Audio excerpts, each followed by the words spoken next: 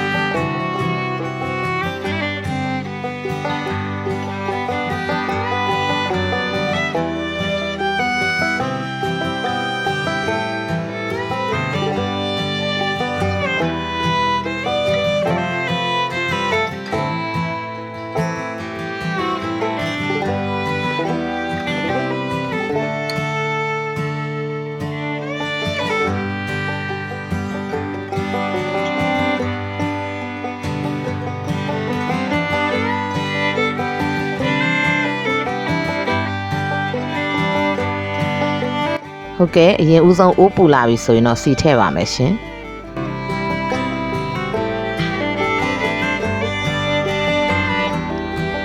စီပူလာပြီဆိုရင်တော့ကျွန်မကြိတ်ထားတဲ့ကြက်သွန်ဖြူကြက်သွန်နီထည့်ပါတယ်ရှင်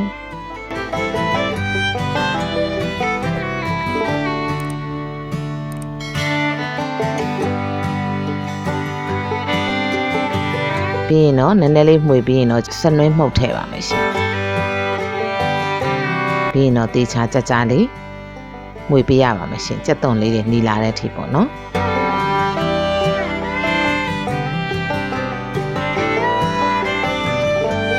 ဟုတ်ကဲ့ငရုတ်သီးစိမ့်မှုတ်ထည့်ပါတယ်ရှင်ဟုတ်ကဲ့စီယိုကြကြလေးတက်ပေးပါမယ်ရှင်တက်လို့ဖြစ်တဲ့အတွက်ကျွန်မငပြာကြီးမထည့်ပါဘူးနော်စားလေးနဲ့ထည့်ချက်ပါမယ်ရှင်ပြီးရင်တော့ကျွန်မခရမ်းကျင်သီးထည့်ပါတယ်ရှင်ခရမ်းကျင်သီးလေးတွေကိုနွန်းလာတဲ့အထိတေချာလေးမှွေပြီးတော့တည်ပေးရပါမယ်ရှင်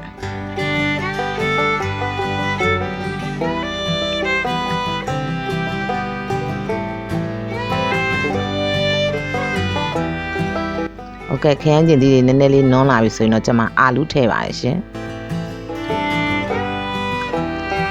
အာလူးနဲ့ခရမ်းကျင်သီးကိုတေချာလေးလှိမ့်ပြီးတော့မှွေပေးရပါမယ်ရှင်ကြကြလေးမှွေတဲ့အခါကျတော့အာလူးကစီနဲ့လုံးသွားတဲ့အတွက်နည်းနည်းလေးနူးလွယ်တာပေါ့နော်ဟုတ်ကဲ့ပြီးရင်တော့ကျွန်မအဆက်အတွက်ငရုတ်သီးစိမ့်ထည့်ပါတယ်ရှင်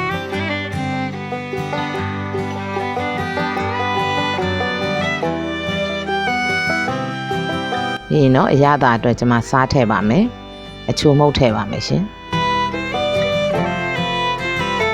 ပြီးရင်တော့တေချာလေးနှံ့အောင်မှွေပေးရပါမယ်ရှင်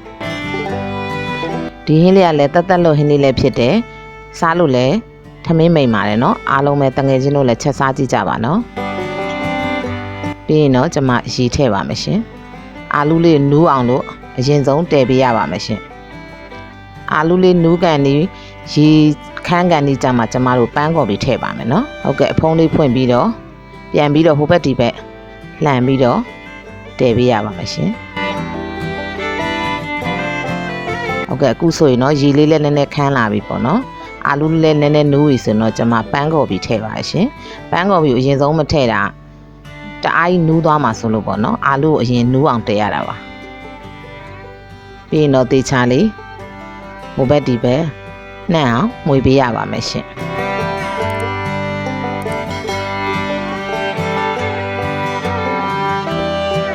ပြီးရင်တော့ပန်းကော်ပြီးလေးနူးအောင်တော့ကျွန်မရေလေးနည်းနည်းထပ်ထည့်ပါရှင်ပြီးရင်အဖုံးအုပ်ပြီးတော့တည်ပေးရပါမယ်ရှင်ဟုတ်ကဲ့ပြီးရင်တော့နည်းနည်းလေးဟိုဘက်ဒီဘက်လှန်ပေးရပါမယ်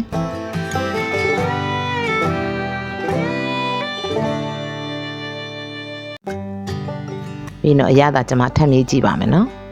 အရသာနည်းနည်းလိုတဲ့အတွက်စားလေးထပ်ထည့်ပါရှင်ခုနေထားလောက်ဆိုရင်တော့